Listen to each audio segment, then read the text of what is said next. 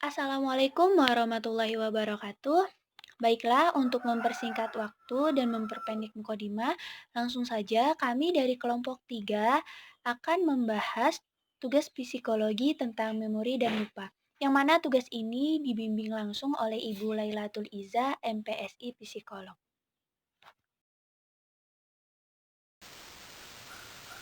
Baik, untuk pembahasan yang pertama yaitu tentang definisi memori atau yang biasa kita kenal dengan ingatan. Pada dasarnya, para ahli memandang memori atau ingatan sebagai hubungan antara pengalaman dengan masa lampau. Menurut Woodward dan Marquis 1957, ingatan merupakan kemampuan yang berkaitan dengan kemampuan untuk menerima atau memasukkan, yaitu learning, menyimpan, retention, dan menimbulkan kembali atau remembering hal-hal yang telah lampau. Jadi kita ingat aja kata kuncinya untuk agar supaya kita mudah dalam mengingat bahwa ingatan itu tiga kata kuncinya, yaitu kemampuan untuk menerima atau memasukkan, menyimpan, dan juga menimbulkan kembali. Perlu diingat bahwa ingatan atau memori ini berhubungan dengan yang namanya pengalaman, sehingga pengalaman yang dialami itu tidak hilang, tetapi dapat disimpan dalam ingatan, dan apabila diperlukan pada suatu waktu dapat ditimbulkan kembali dalam alam kesadaran. Nah, istilah lain yang juga sering digunakan untuk memasukkan yaitu encoding, menyimpan, storage, dan untuk menimbulkan kembali yaitu retrieval. Yang mana pembahasan ini akan kita bahas di slide-slide berikutnya. Jadi, pantengin terus videonya ya. Selanjutnya, sistem memori manusia. Ada 3, yang pertama sensori memori, yang mana sensori memori ini bersifat sementara dan jangka waktunya sangatlah pendek. Bisa kita ambil contoh, misalnya kita sebagai mahasiswa baru, lalu kita diperintahkan untuk saling berkenalan dengan teman-teman kelas kita yang lainnya. Pada saat kita disuruh mengulang kembali siapa-siapa saja nama-nama teman kelas kita yang baru, kita tidak bisa langsung mengingat semuanya. Kita mungkin hanya ingat beberapa, tapi kita tidak bisa mengingat secara jelas, secara rinci siapa-siapa saja semuanya teman-teman kelas kita. Nah, itu mungkin contoh kecil dari sensory memory. Terus yang kedua, short term memory, yang mana short term memory ini merupakan memori jangka pendek yang berlangsung lebih lama daripada sensory memory. Bisa kita ambil contoh, misalnya ibu memerintahkan kita untuk membeli kebutuhan harian di supermarket atau di warung. Misalnya membeli kecap, saus, sabun, mentega. Pada saat ibu menyuruh kita memfokuskan ingatan kita pada hal-hal yang ibu perintahkan. Lalu, pada saat itu sudah selesai, kita sudah tidak memfokuskan lagi ingatan kita pada hal tersebut. Kemudian di minggu berikutnya ibu memerintahkan kita lagi untuk berbelanja seperti yang ibu perintahkan di minggu lalu. Disitulah kita mulai lupa-lupa ingat apa saja yang kemarin di minggu lalu ibu perintahkan. Nah, mungkin itu contoh kecil dari short term memory. Selanjutnya, yang ketiga ada long term memory yang biasa disebut memori jangka panjang. Yang mana memori ini memungkinkan kita untuk mengingat peristiwa, kejadian yang terjadi di masa-masa waktu kita kecil. Mungkin peristiwa itu sangat berkesan sehingga itu masih kita ingat sampai sekarang. Misalnya, mungkin waktu kita TK, kita mendapatkan juara, lalu kemudian orang tua kita membelikan kita sebuah hadiah, sepeda baru misalnya, atau sepatu baru, atau mainan baru. Dan itu sampai kita dewasa, bahkan sampai kita dewasa, sekarang dewasa, itu kita masih mengingat hal-hal itu. Nah, itulah contoh kecil dari long term memory. Baik, pembahasan selanjutnya tentang tahapan prosesan informasi, yang mana Teori yang paling banyak digunakan oleh para ahli tentang tahapan proses memori adalah sebagai berikut. Tahapannya ada tiga. Yang pertama, encoding atau memasukkan pesan. Encoding ini merupakan proses di mana informasi sensoris diubah ke dalam bentuk yang dapat diingat. Nah, proses pengubahan informasi dapat terjadi dengan dua cara, yaitu yang pertama secara tidak sengaja. Apabila hal-hal yang diterima oleh indera dimasukkan dengan tidak sengaja ke dalam ingatannya. Contoh nih ya, misalnya kita sedang menggunakan sepeda, lalu tanpa disengaja kita terjatuh. Nah, di situ tanpa tanpa kita nggak ada berencana membuat jatuh kan, hal itu nggak sengaja, itu murni nggak sengaja. Nah, kejadian seperti itu masuk ke dalam ingatan kita secara tidak sengaja. Nah, contoh lain, misalnya, seorang anak yang menginginkan barang atau mainan yang sangat ia mau, lalu orang tuanya nggak mau membelikan gitu kan. Pasti ya nanti, bakal nangis gitu, nangis jadi-jadinya gitu, nangis pokoknya nangis keras-kerasnya mungkin gitu kan. Nah, hal tersebut bisa tersimpan di otak anak-anak tersebut gitu.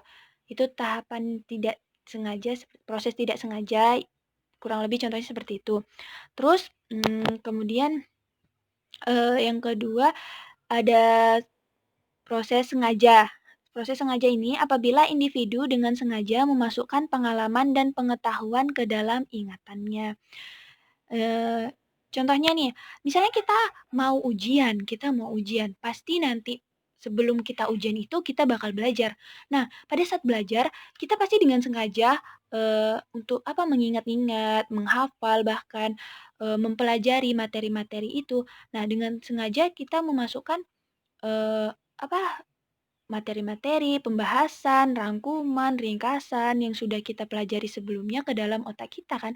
Pasti kita dengan sengaja kita tuh ya udah dengan sengaja kita mencoba untuk memasukkan, materi-materi yang akan diujiankan besok hari, seperti itu.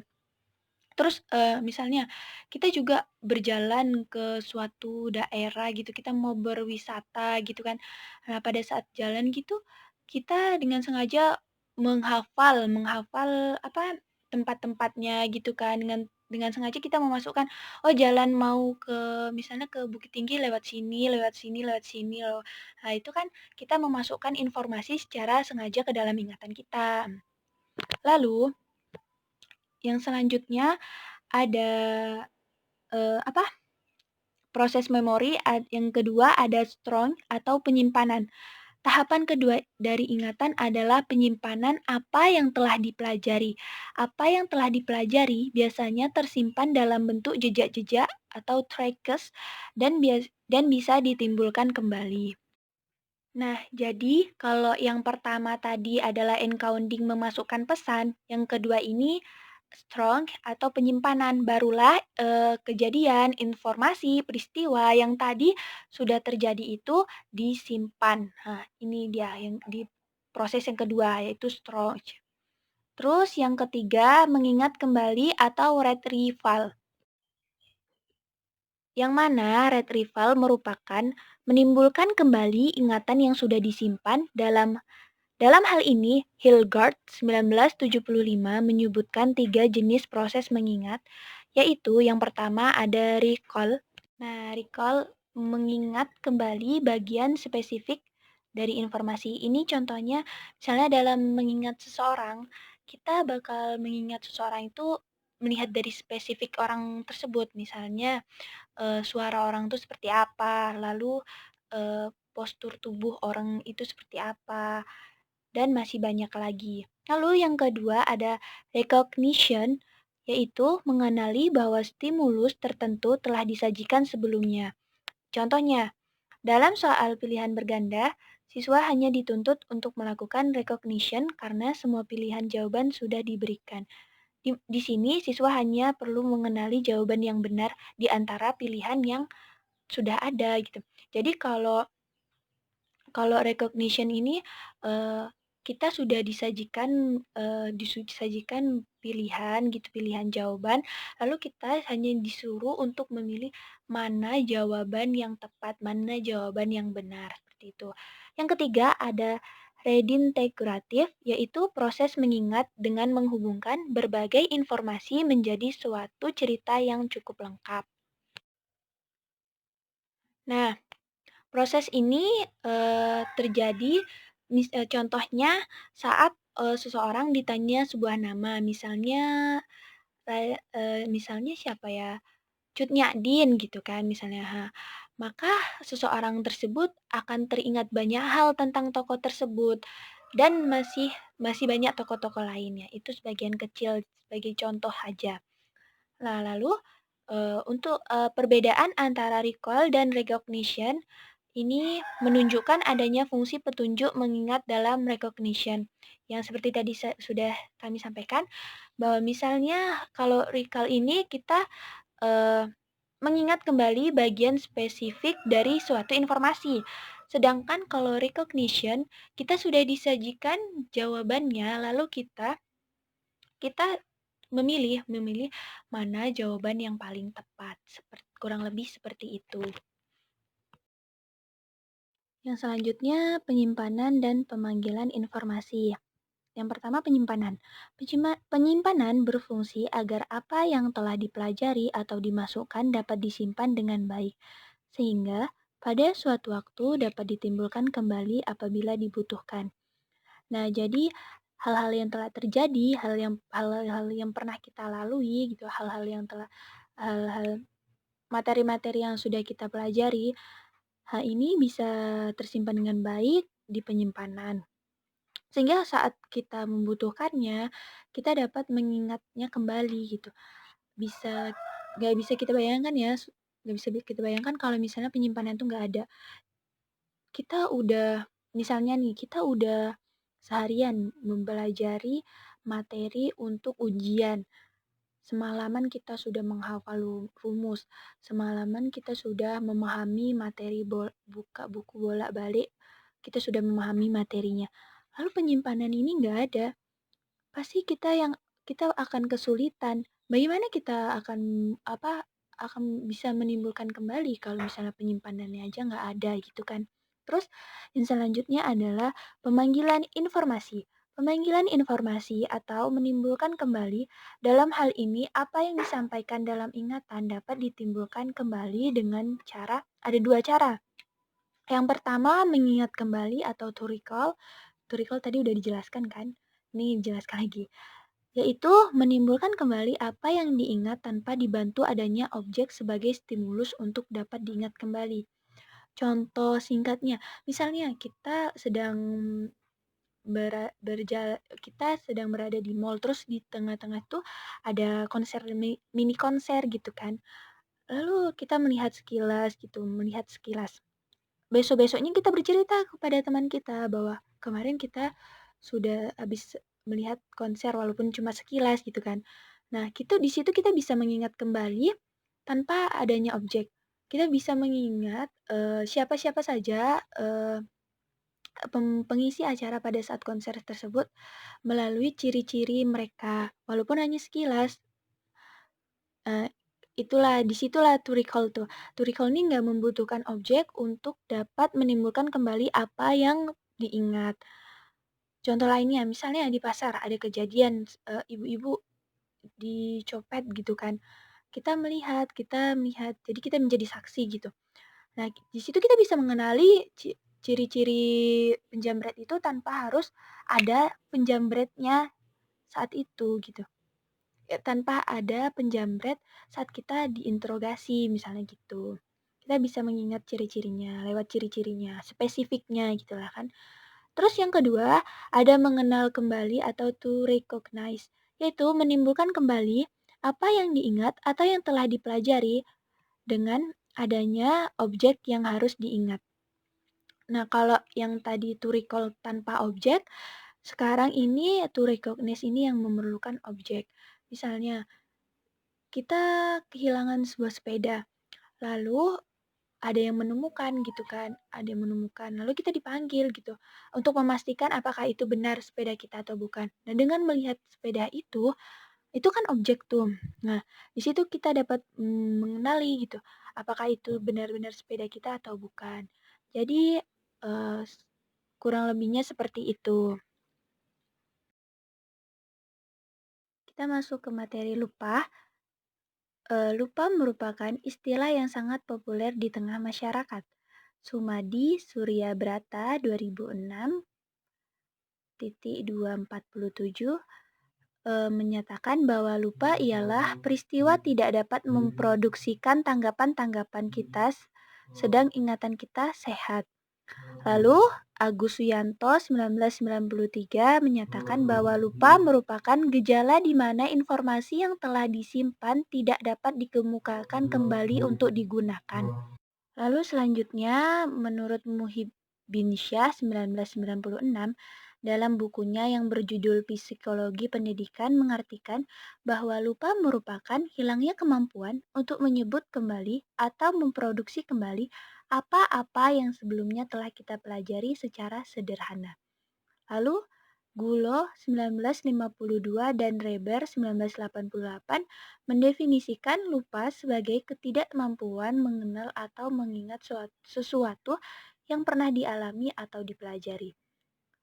Lupa merupakan kegagalan untuk memproduksi kembali hal-hal yang sebelumnya telah terjadi yang disebabkan oleh lemahnya item informasi untuk ditimbulkan ulang saat informasi tersebut dibutuhkan.